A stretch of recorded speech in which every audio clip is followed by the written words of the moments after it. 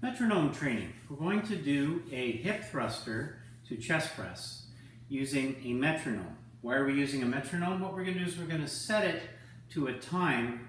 If you know what a metronome is, it's if you're as old as I am, it's that old thing that you see on top of pianos that has a pendulum where it tick, tock, and it counts time for music. There are plenty of apps that allow you to do that today.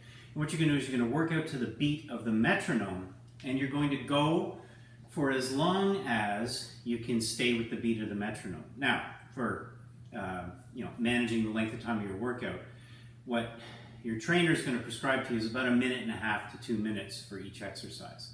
So you're going to find a number of beats per minute. You're going to push yourself a number of beats per minute that allows you to get to about 1.5 or 2 minutes, depending on however long your time has been prescribed in your workout for.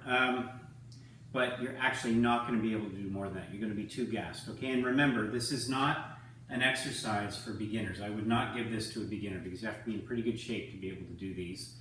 This would be part of a longer-term periodized program that I give people, and I would have been training with them at least 2 months already before I give them this kind of workout, and then only if I assess that that I think they're ready for it. So be careful with this, okay?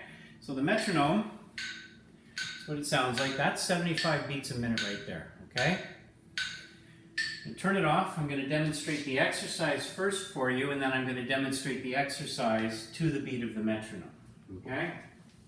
So it's a chest press done on the ground. You can use dumbbells or water bottles or whatever you like if you don't have dumbbells. And the 4 movements, okay, you're on your heels here. What you do is you squeeze your butt. I'm going to move back a bit. I'm just noticing I'm not in view of the camera. Okay, there we go. Okay. So you squeeze your butt to come up as high as you can. So you drive your pelvis to the ceiling, squeezing your butt, okay? And then you do a chest press. You press straight up and bring your arms together. Then you come down, and by the way, you could do this on a stability ball or an ottoman. It gives you a greater range of motion because I can come down lower than the floor, okay? And again, you would only want to go that low if your shoulders can handle it. Bad shoulders, don't do that, okay? And the 4th part of the movement was dropping my butt down. So the 4 count here is 1, 2, 3, 4. 1, 2, 3, 4. 1, 2, 3, 4, okay? So, let me start the metronome, and I'll show you what it looks like when you're doing it with the metronome. And again, I'll leave it at 75 beats a minute. I might try to go quicker than this, because 75 beats a minute might not be enough for me, but for some, it might be too fast. Again, go at your own pace, okay? So here we go.